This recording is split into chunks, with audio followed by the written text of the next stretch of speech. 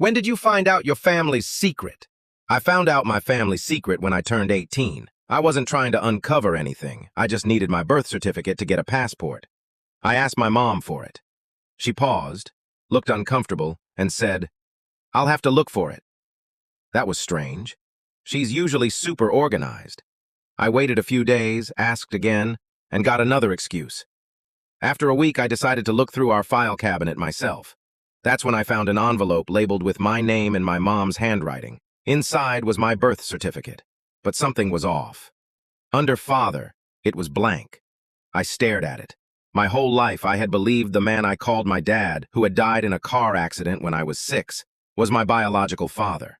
I took the paper to my mom and asked, "Why isn't Dad's name on this?"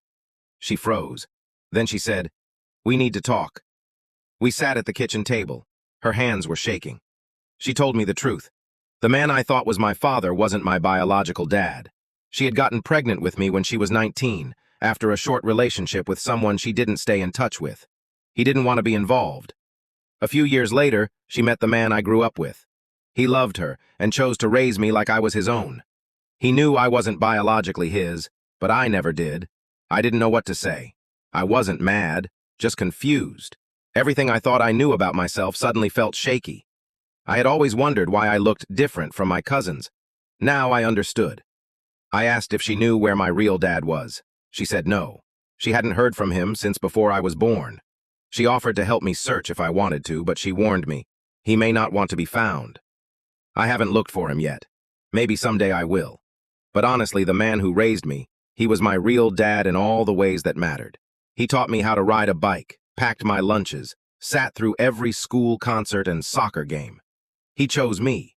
That means more than blood. So when did I find out my family's secret? On a random afternoon, flipping through papers in a file drawer. One minute, I was just trying to get a passport.